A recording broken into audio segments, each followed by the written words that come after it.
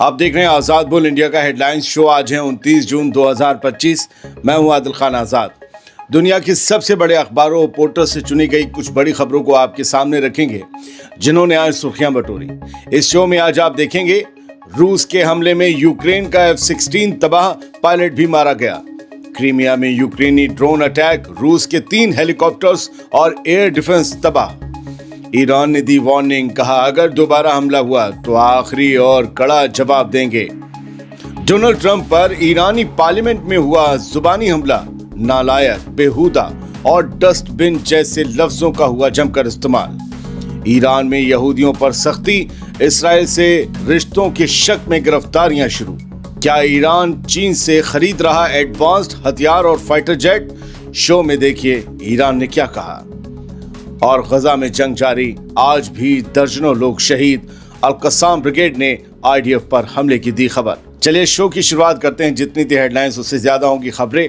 Ukraine का एक F-16 तबाह हुआ है। रात भर चले हवाई हमलों में यूक्रेन का F-16 फाइटर जेट तबाह हो गया और पायलट भी मारा गया। यह हमला चेरकासी इलाके में हुआ जिसमें 6 लोग जख्मी हुए हैं। यूक्रेन की एयरफोर्स के बयान में यह बताया गया है कि पायलट ने तमाम ऑनबोर्ड हथियारों का इस्तेमाल करके दुश्मन रूस के 7 हवाई टारगेट्स गिरा दिए, लेकिन इस दौरान उसका एक फाइटर जेट भी डैमेज हो गया। पायलट ने कोशिश की कि जहाज़ को आबादी से दूर ले जाया जाए ताकि लोगों की जान बच सके, मगर वो वक्त पर इजेक्ट नहीं कर सका और मारा गया। यूक्रेन का दावा है कि रूस ने इस हमले में 477 ड्रोन्स और 60 मिसाइलें दागी थीं, जिसमें से यूक्रेन के एयर डिफेंस सिस्टम ने इनमें से 211 ड्रोन्स और 38 मिसाइलें कामयाबी से गिरा दी, यानी 22 मिसाइलें और 200 से ज़्यादा ड्रोन्स कहीं अपने निशाने पर जाकर टकराए। इसकी कोई डिटेल नहीं दी गई। यूक्रेन भी रूस पर हमले कर रहा है। क्रीमिया में यूक्रेन ने एक बड़ा हमला करते हुए रूस के 3 हेलीकॉप्टर्स और एयर डिफेंस सिस्टम उड़ाने का दावा किया है। यूक्रेन की खुफिया एजेंसी SBU यानी कि सिक्योरिटी सर्विस ऑफ यूक्रेन ने दावा किया है कि 28 जून की रात उसके ड्रोन्स ने क्रीमिया के किर्वोस्के में मिलिट्री एयरबेस पर बड़ा हमला किया। कीव इंडिपेंडेंट को दिए गए बयान में SBU ने कहा कि हमारे ड्रोन हमले में रूस के 3 हेलीकॉप्टर Mi-8, Mi-26 और Mi-28 पूरी तरह से तबाह हो गए। साथ ही रूस का एक पंसीड S-1 एयर डिफेंस सिस्टम भी बर्बाद कर दिया गया।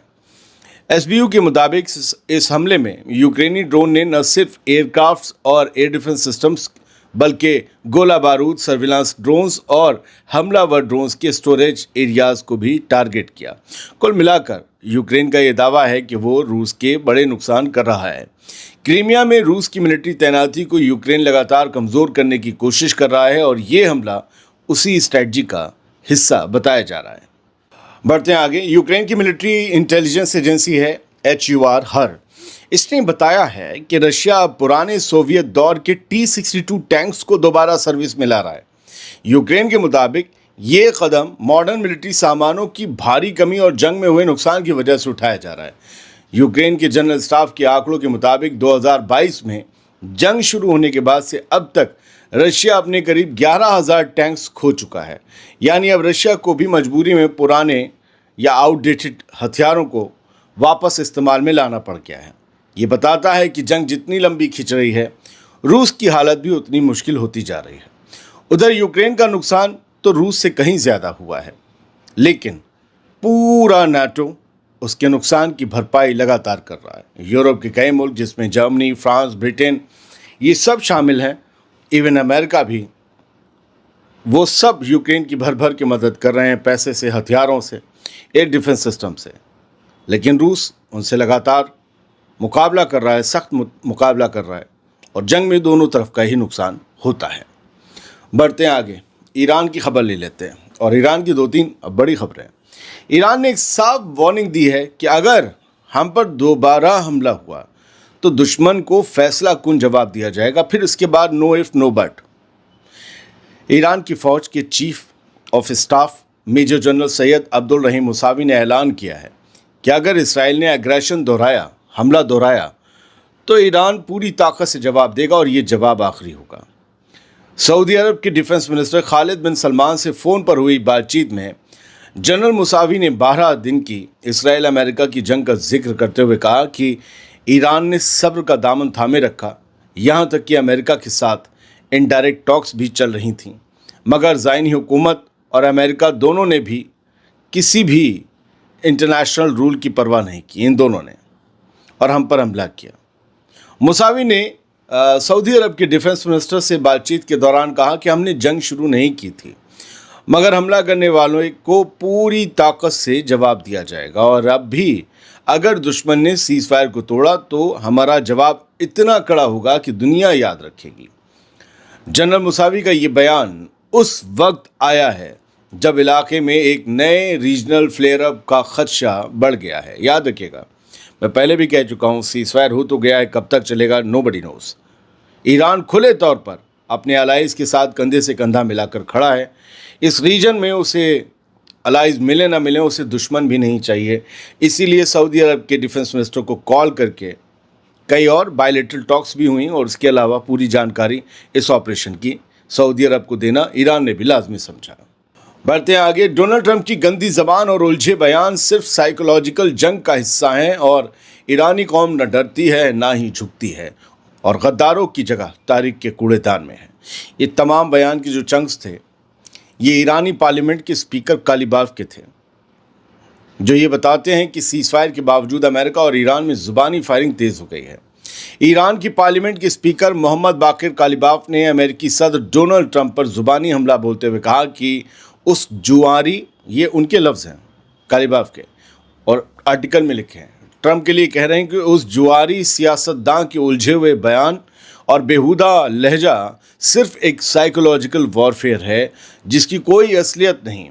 इतवार को पार्लियामेंट से खिताब करते हुए कालीबाफ ने कहा कि बाहर के सियासतदानों, ख़ास तौर पर नालायक अमेरिकी सदर की तरफ से आने वाले फर्जी बयानात और झूठी खबरें दुश्मन के साइकोलॉजिकल हमले का हिस्सा हैं।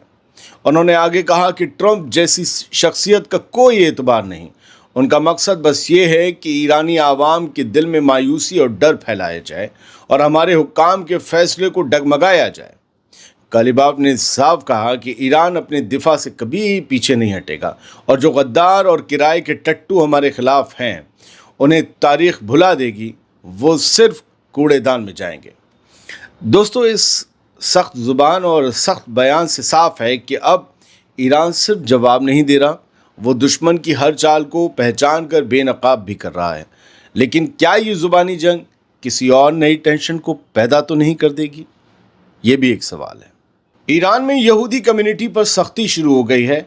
इसराइल से रिश्तों के शक में दर्जनों लोग तलब किए गए हैं, गिरफ्तारियां भी हुई हैं। ये दावा है इसराइली अखबार द टाइम्स ऑफ इसराइल का, और इसमें ये खबर 29 जून को शाया हुई है। खबर के मुताबिक ईरान और इसराइल के दरमियान हुई 12 दिन की जंग के बाद अब ईरान के अंदर यहूदी कम्युनिटी पर शिकंजा कसता जा रहा है।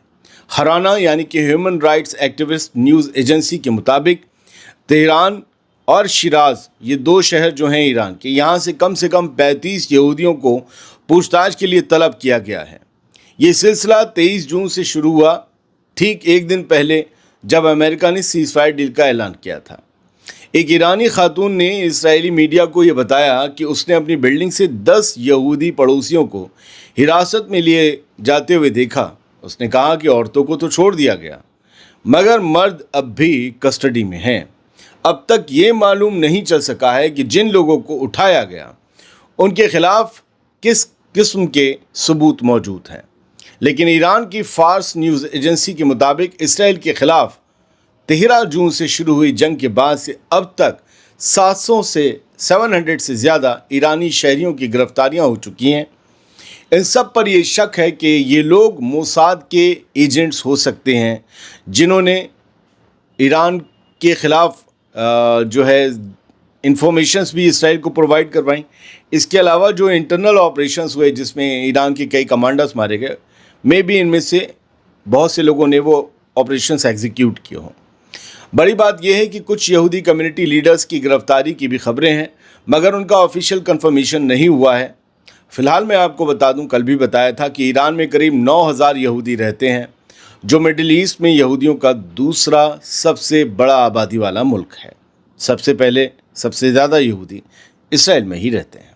बढ़ते हैं आगे। ईरान के एक सीनियर ज़राए ने ये वाज़ेह किया है कि हाल ही में कुछ मीडिया आउटलेट्स की तरफ से चलाई गई ये खबर कि ईरान ने चीन से एडवांस्ड हथियार या फाइटर जेट्स खरीदने की कोशिश की है, ये खबर पूरी तरह झूठ और मनगढ़ंत है।